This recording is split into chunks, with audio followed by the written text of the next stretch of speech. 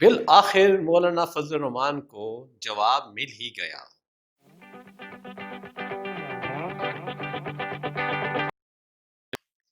آپ دیکھ رہے ہیں ادریس الرحمان یوٹیوب چینل اور میں ہوں ادریس الرحمان۔ جمعیت علماء اسلام میں اختلافات کھل کر سامنے آ ہی گئے۔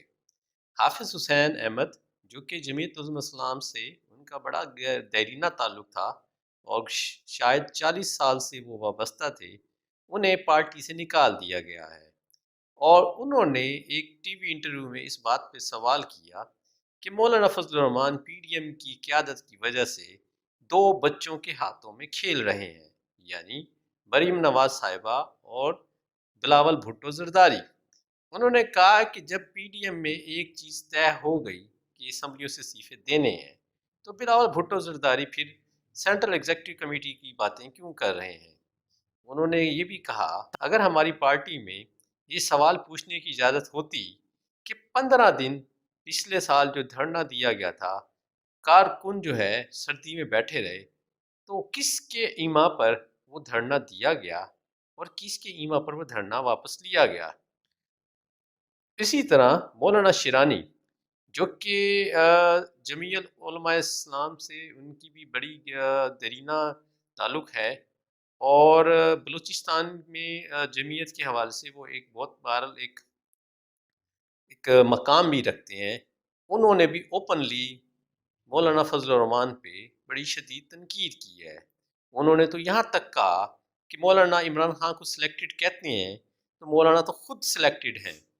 جی ہاں، یہ بیسیکلی وہ باتیں ہیں جو الٹیمیٹلی ظاہر ہونی تھیں۔ بات یہ ہے کہ آپ جس پریسیڈنٹ کو لے کر چلتے ہیں، آپ جس بیانیوں کو لے کر چلتے ہیں، آپ جو تحریک یا جو ایجنڈا لے کر چلتے ہیں اور اپنے فالوور سے اس کا برملا اظہار کرتے ہیں، جب آپ اس پہ عمل کرتے نظر نہیں آئیں گے تو یقیناً آپ کے فالوورز کے ذہنوں میں سوال اٹھیں گے۔ ہر کوئی سوال شاید نہ کرے، لیکن جو جرت رکھتے ہیں اور اظہار کرنا بھی جانتے ہیں، وہ یقیناً وہ سوالوں کو صرف ذہنوں میں نہیں رکھتے، وہ اس کو منہ پہ لاتے ہیں۔ یہی صورتحال عمران خان صاحب نے بھی فیس کی ہے،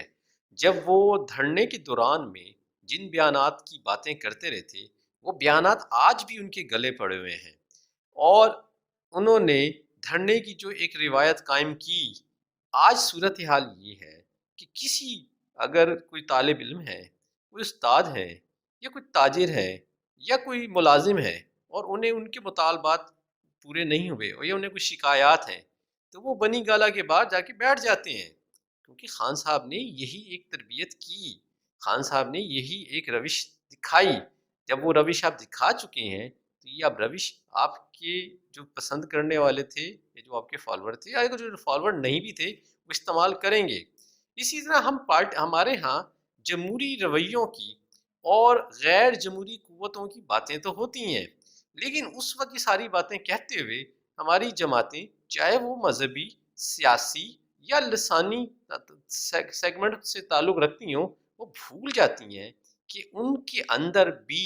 جمہوری رویے نہیں ہیں۔ آپ مجھے یہ بتائیں کہ پاکستان میں کون سی ایسی پارٹی ہے جس کی قیادت میں موروثیت نہیں آئی؟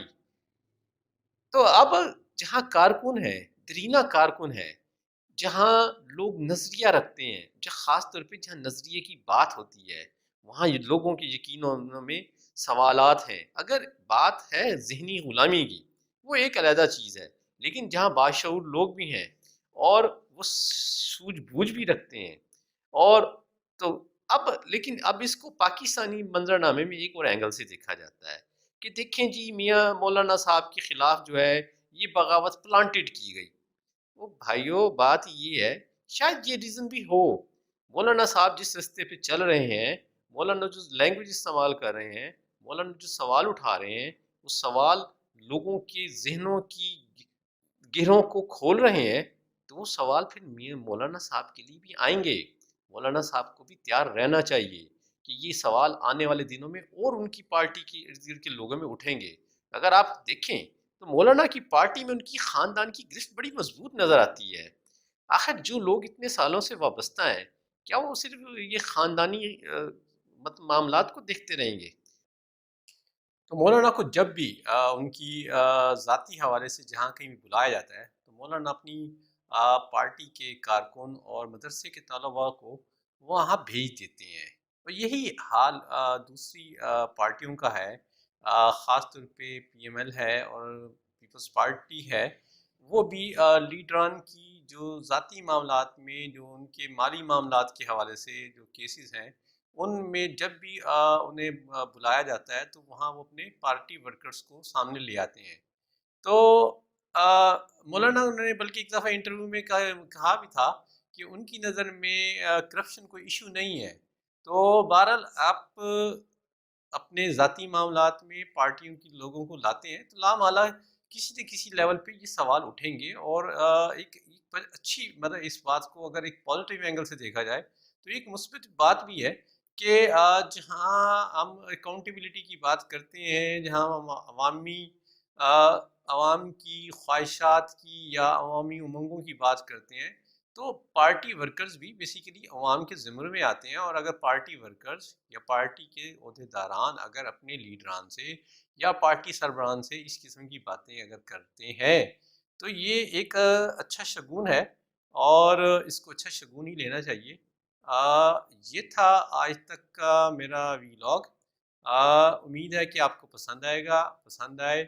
تو ادریس الرحمان یوٹیوب چینل کو لائک کریں، سبسکرائب کریں اور شیئر کریں۔ خوش رہیں، آباد رہیں، السلام علیکم۔